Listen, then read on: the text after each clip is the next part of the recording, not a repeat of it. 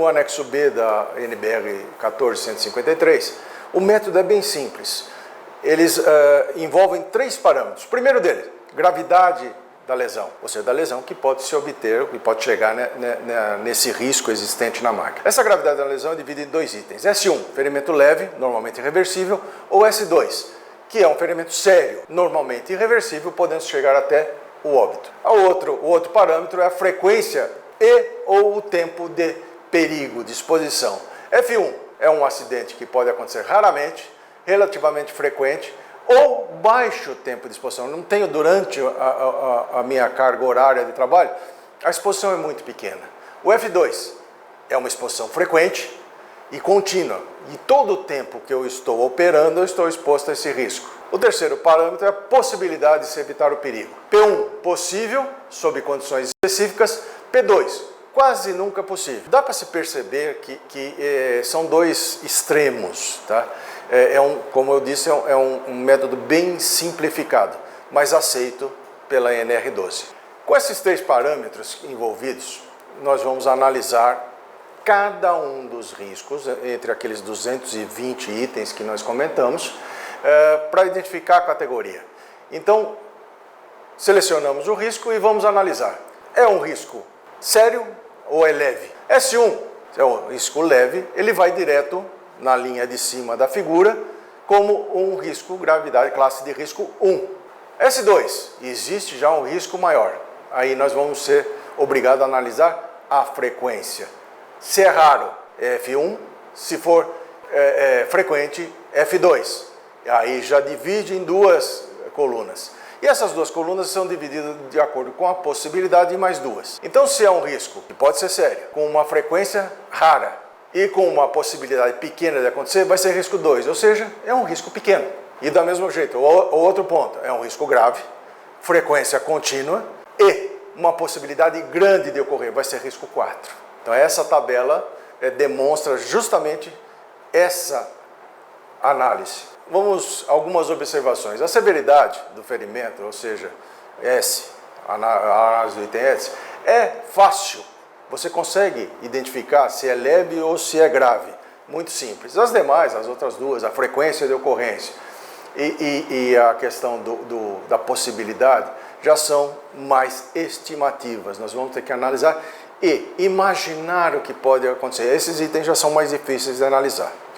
Mas quando você chega, B, não tem risco, 1, risco leve, 2, risco um pouco maior e 4, risco máximo, nós vamos ter uma tabela de significado. O que isso quer dizer? Nós vamos ter uma tabela onde explica o que significa essa classificação de risco. Então, o que nós temos de acordo com aquela análise gráfica? B, não tem risco. Eu não tenho nenhuma descrição e não preciso de ação nenhuma. Não tem risco, tá ok. Essa máquina está adequada. Risco 1. O risco é insignificante. Oferece um risco muito baixo para a segurança e saúde do trabalhador. Também nenhuma ação deve ser requerida, ou se tiver uma ação mínima, você tem um prazo longo para fazer. Risco 2. É um risco baixo, porém significante. Contém riscos necessários para a implementação de medidas, ou seja, esse risco exige a implementação de uma medida para controlar a segurança.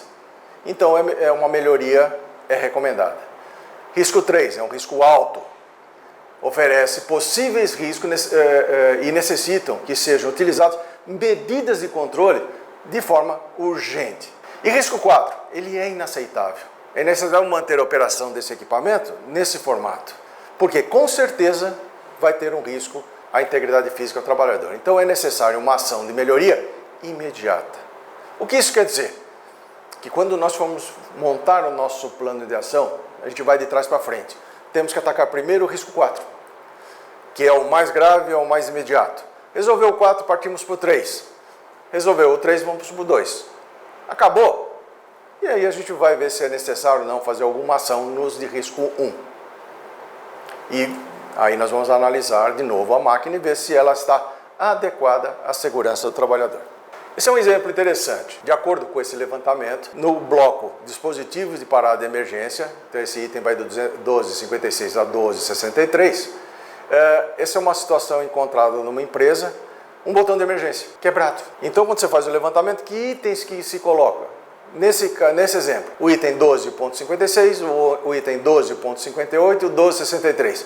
Oh, legal, hein? O que é isso quer dizer? Vamos lá, o 12.56 está escrito na NR12. As máquinas devem ser equipadas com um ou mais dispositivos de parada de emergência, por meio de quais possam ser evitadas situações de perigo latente ou existentes. O 12.58, os dispositivos de parada de emergência devem, são vários itens, no item G diz, ser mantidos em perfeito estado de funcionamento. E o 12.63, a parada de emergência deve exigir rearme, ou seja, reset manual, a ser realizado após a correção do evento que motivou o acionamento da parada de emergência. Então, nesse caso, nesse exemplo, na tabela, nós temos lá esses três itens, C é conforme, NC é não conforme, NA não aplicável. Nesse caso, não conforme. Por quê? Dá para ver pela foto que esse botão de emergência está quebrado. Ele não possibilita o travamento na posição desligada, porque o botão está quebrado. Grau de risco, uma classificação de risco, 4. Pode acontecer um acidente grave, sério. E isso deve ir para o nosso plano de ação. Uma das primeiras ações a ser feito é correção desse botão, a troca desse botão, a adequação desse botão à realidade da máquina.